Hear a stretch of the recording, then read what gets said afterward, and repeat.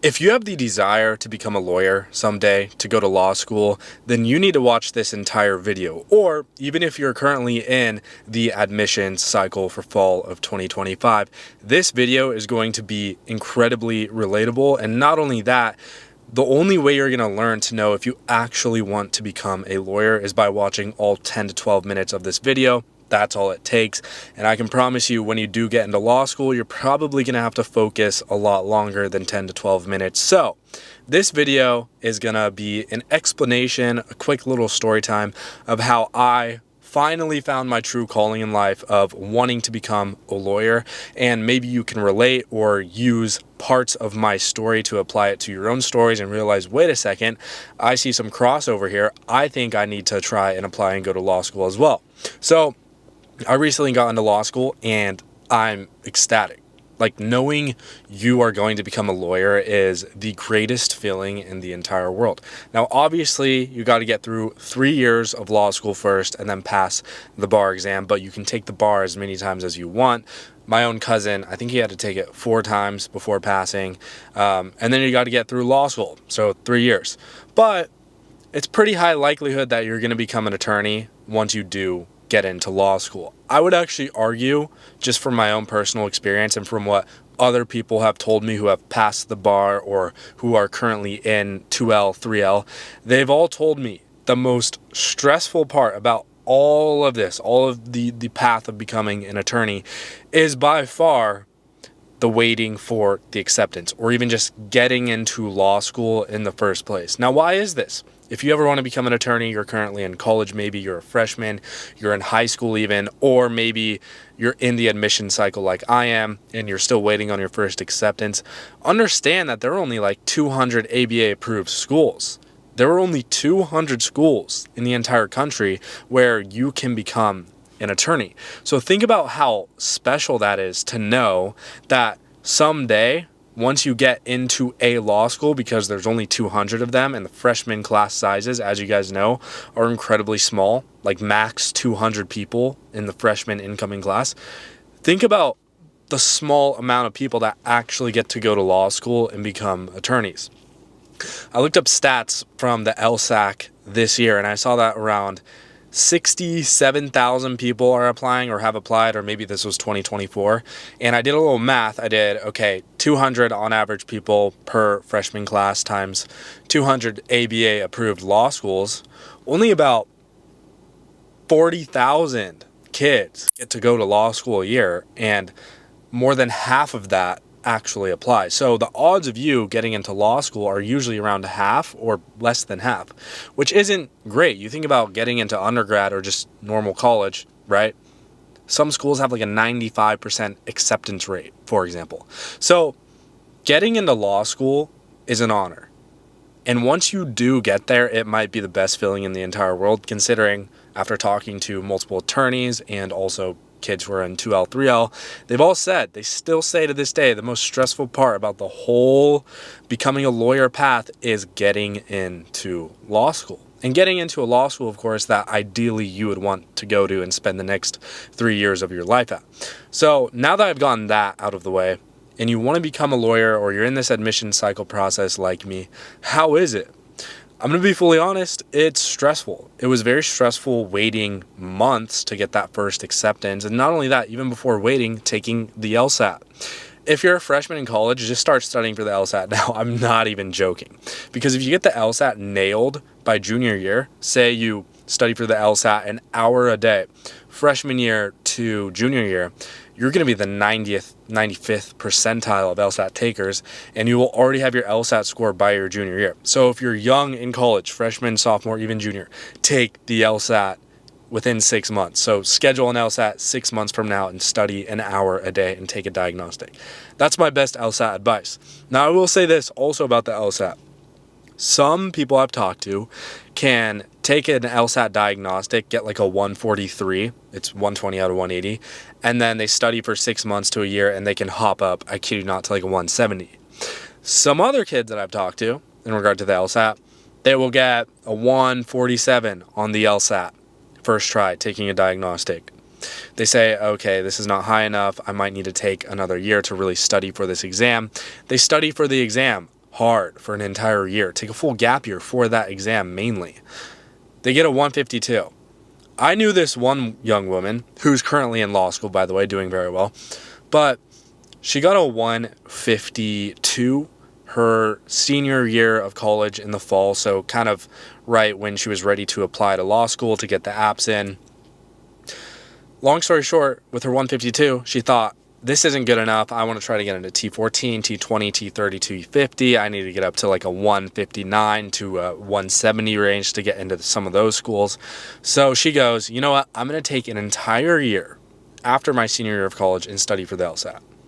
She does that when she could be in 1L that entire year, but instead, gap year, studies for the LSAT an additional whole year. She gets a 153. She got a 152 studying her senior year of college, junior into senior year. Not good enough, doesn't even apply. She goes, okay, I'm going to take another year, gets a 153. So a full year of studying and grinding, at least an hour a day. An hour a day for a year, I know that doesn't sound like a lot, but that's a lot of hours for the LSAT.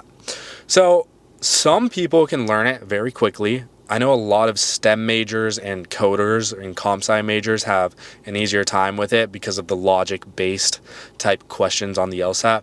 But then there's a lot of students that I've talked to who don't really improve at the LSAT much as they put effort into the exam. And honestly, that was me. My diagnostic was pretty low. I increased my score percentage by quite a bit. I took 2 LSATs and my score was the same both times. And in between then was a lot of studying. So I was one of the students, and this is not an excuse. I signed up for courses that were around $200 a month. I'm not going to say which course because they're a great course for other students, but for me, it didn't help too much. And it did not improve my score at all. I would PT occasionally a little bit higher than where I was sitting around, but the first LSAT I took scored average. Took a while to study in between then and study hard, multiple hours a day, scored the same. So some people do just think better with the exam. So that's the LSAT. You want to get the LSAT done early, honestly, like 3 months before September in June. Because if you can submit your application in by September or October at the earliest, and you have your LSAT done and your letter of recs and your personal statements done by then, you're golden. For me though, take it from somebody who took the LSAT in October, then took it again in November, and then didn't send my apps in until December, January, so I was kind of late to the party, still got into law school. So don't stress yourself out too much with this process, because I promise you it's all going to work out. There's a school for everybody. I've been mentored by a judge for the past year, and he told me that whatever score you get, there's a school for everybody. Now, something as low as a 140 or the 130s, that might be too low for all law schools, but anything above a 145 or a 146, you will get into some law schools. Not ideal score, obviously, because if I'm being fully transparent to everybody watching this, 90% of where you land does depend on the LSAT, not your GPA, not your personal statement, very rarely letter of recs. Those things help, and very rarely some people get in where it's, a very low LSAT, but their exterior application really helps them get in.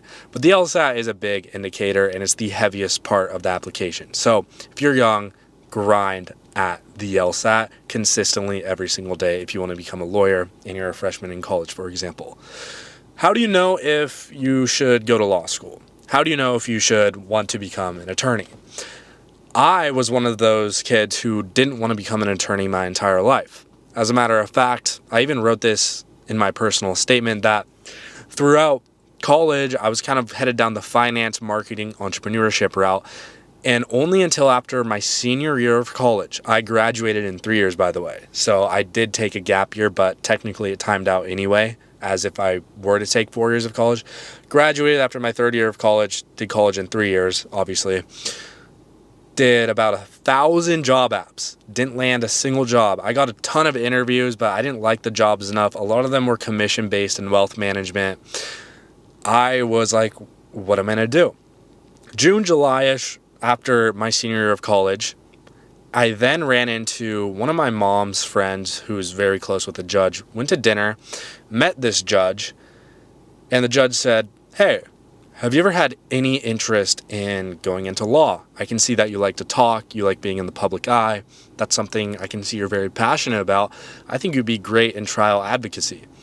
And I was like, you know what? I've never thought about that. And what's funny is about a month before that, my girlfriend literally sat me down to watch this movie this show on HBO Max called Love and Death, about Candy Montgomery, a Texas trial murder case, about this audacious, however you say the word, Texas attorney who defended this criminal, and she came out guilt-free. And I watched the entire show with her, and I was blown away by it. I saw myself in Dawn Crowder, the attorney in the Candy Montgomery case, and I was like, oh my goodness, to my girlfriend, I said this, thank you for sitting me down and letting me watch this show, because I saw truthfully myself in this character. So if you see yourself in shows or in characters within movies, it's not end all be all. But if that inspires you and you see your personality in some of these attorneys on, TV shows or movies, that's okay. And a lot of people will tell you, no, don't base becoming an attorney off of the show Suits. Of course, I agree with that for the most part, but there are some crossover elements. And if that's enough to inspire you, then I say go for it. But if that is the case, I do recommend getting some in-person experience at a courthouse and sitting in on some trials. And if those two things both confirm even more, oh, I really need to become a lawyer, you walk into the courtroom and you're like, this is awesome, then 100% pursue law. That's my best advice. And that's what happened to me. I watched this show, I saw myself in a lawyer on the TV screen, and then a month later, coincidentally, I ran into a judge. He said, come watch some trials. First time I stepped into the courtroom, I drove to a courthouse in San Diego, walked in the courthouse, went through the security. I thought that was cool. It reminded me of an airport. This was my first time in a courthouse, by the way. I walked down the hall to get to the specific court I was going to, a superior court judge. As I walked down the hall, I saw people to my left and my right, and they all looked at me. All of their heads turned toward me, and I felt electric. I felt at home. I felt as if in 10 years, the courtroom was going to be my playhouse in a weird way. And I still feel that way. When you walk into a room and it just feels right, that's what you need to be looking for if you want to become a lawyer at some point in the future. If you walk into that courthouse or courtroom, or you're talking to a bunch of attorneys or whatever it is, a networking event, and you just feel right, that's when you got to go to law school. I walked into the courthouse, I watched a trial, and then I went into the judge's office after the trial and talked to him for an hour. I fell in love with it. And a lot of people might sit here and say, oh, a courthouse, that's not very appealing. And that's how it is for some people. For me, my girlfriend's going into real estate. I don't find real estate appealing. I tell her this all the time. I love you. You're beautiful. And I know, I hope you're passionate about what you do. But I could never be into buildings. For me personally, but her, it's, and then she thinks, oh, courthouses, criminals, blah, blah. And I get it from her point, but when you walk into a courthouse and you feel that feeling, you feel goosebumps, that electric feel, which I recommend everybody goes to a trial or a motion before going to law school. If you have that feeling, you know what I'm talking about, go to law school. You're meant to be a lawyer. So I hope this helped some of you. I know I kind of went all over the place. This is just my typical yap session. I could talk forever. I hope some of you watching this understand what I'm trying to get across, how to know if you want to become a lawyer, when to take the LSAT, how much weight you should put on the LSAT, how that's really honestly the most important thing. And ultimately, if you found this video relatable or valuable, or you feel like now you can truly understand what to do and what to know if you want to become a lawyer, then please like and subscribe for more. And let me know if you want more content like this.